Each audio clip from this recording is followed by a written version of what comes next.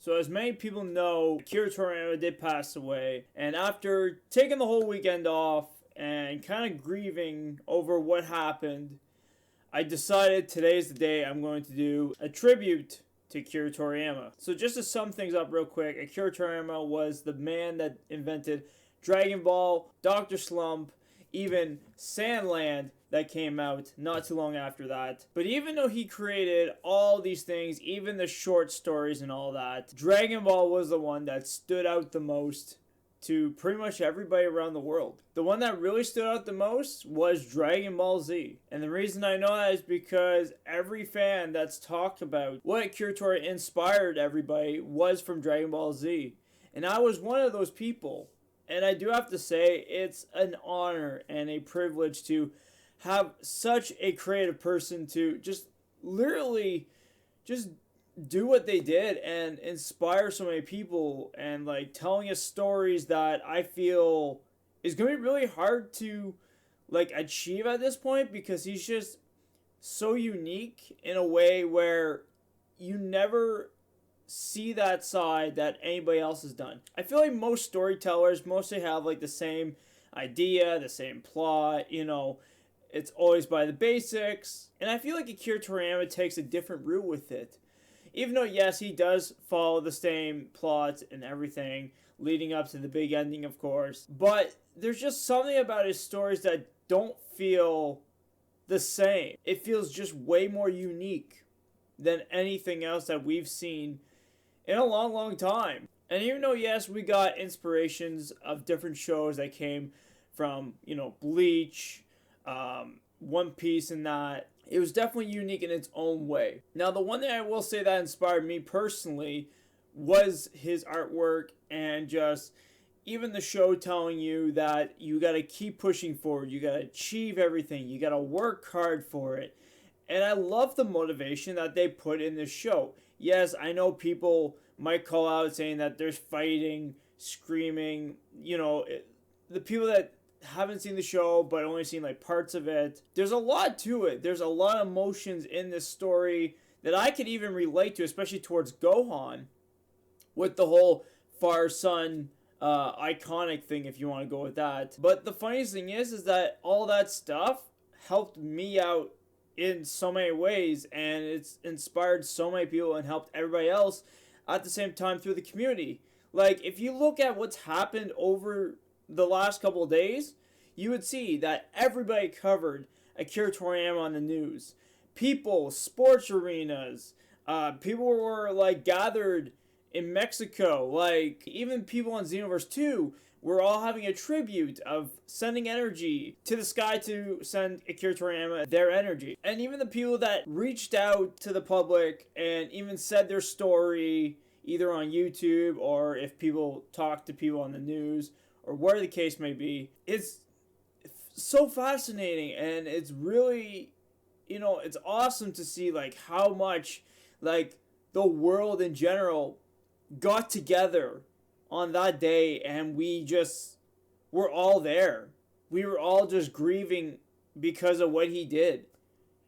And it's just crazy. And I know for a fact that recently Akira Toriyama did mention in the award ceremony that he wasn't big into anime, but over the years though he has mentioned that he loves just drawing in general, and I feel like maybe that's what he just did. He just drew. He was like, I want to draw, so I'm gonna draw.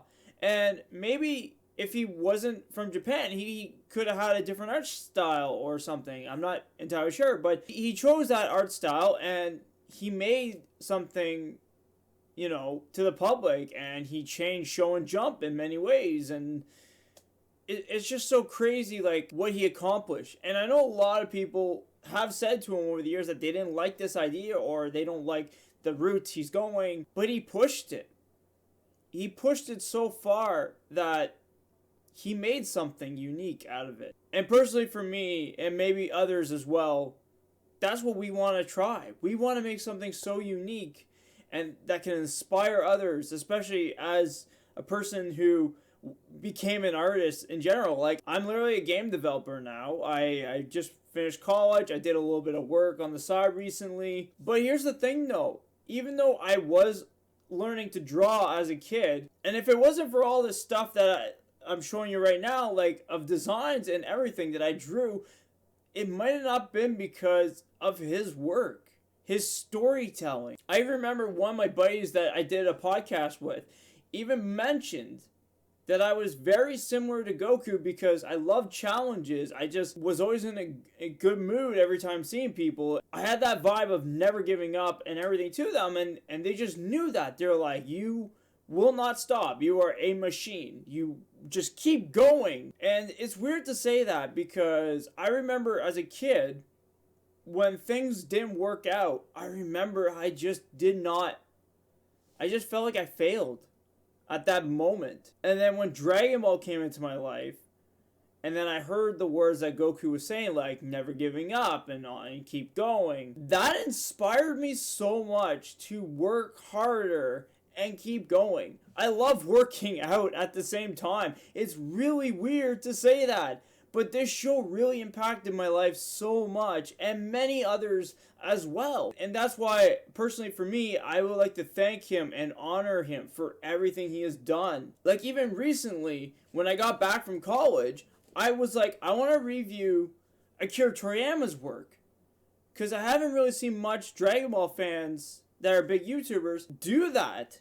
And then I started reviewing his manga theater, and it's very unique. And it all started with Sandland. After I got that and finding out that he was announcing a movie for Sandland and the game for Sandland, I was really inspired to go in the route and dig deep and figure out what else Akira Toriyama make. I knew about Dr. Slump. I knew about the Aurelie thing.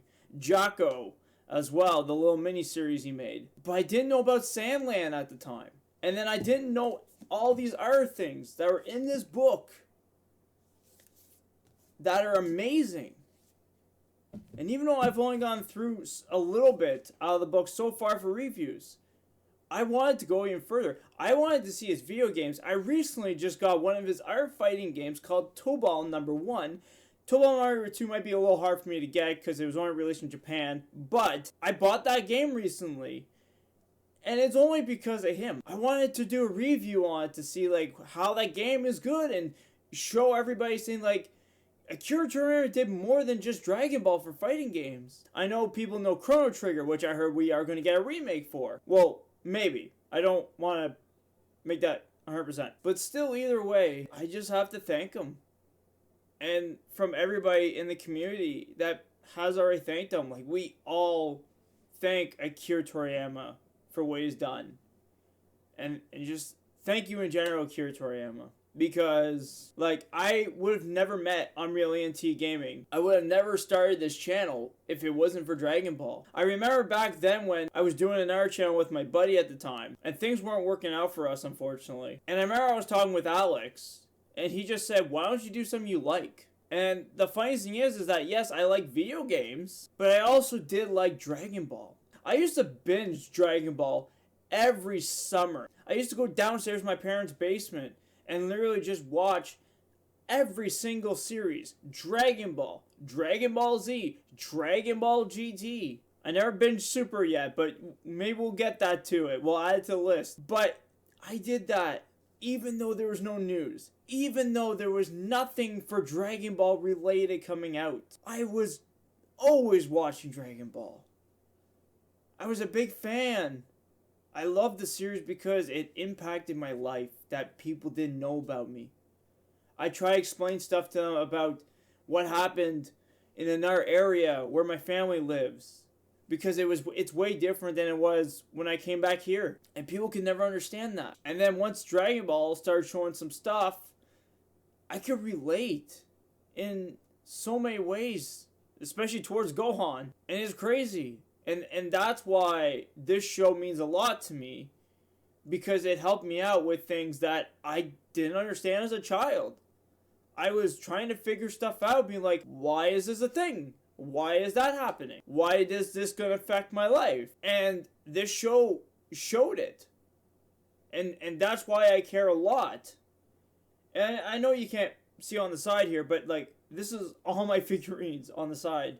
Like, I literally got Hero, I got a blue Vegito. I even got a bunch of other ones here that I don't want to pick up just in case they fall apart. But that's what I mean. And I bought Bukai 3 recently, a year ago, because I wanted to finish my PS2 collection. I never had Bukai 3, and I played it recently, and I love the game.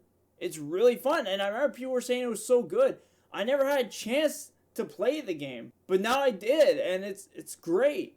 And now that I have like the whole collection, like I'm super happy. I even bought recently Dragon Ball Legacy 2 because I've been wanting that game since I was a child. I remember I used to play on my buddy's Game Boy. Well, Tyler's Game Boy Advance. I got the Game Boy SP. But anyways, I love that game. It was so much fun diving into the game and seeing like these pixelated characters, and first time hearing about an open world game, an RPG of Dragon Ball. I thought that was amazing. And like even now playing the game on the side, like it's so much fun still. And that's why I want to explore more Akira Toriyama.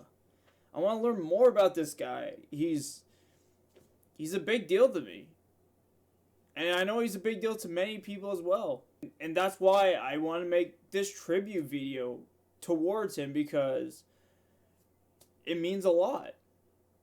He's done a lot in my life that he doesn't know about. And even though, yes, I even ridiculed him in my reviews a few times just because of some stuff that he did and just to make a corny joke. But now I don't even know if I can. I just thought it'd be fun to see if he notices one of my videos one day and be like, hey, this guy makes corny jokes about my old work. That's hilarious. You know? And unfortunately, he's not here anymore. And to me personally, now that he's gone, I just feel like it doesn't feel right to make these jokes anymore about, you know, like things that happen in his manga. Like I remember there was one part I made fun of him putting in an advertisement for Rayleigh. And now I look back and like I don't know if I want to do that anymore. I still want to do reviews on a thing, but I just don't feel like this is the time to do it anymore.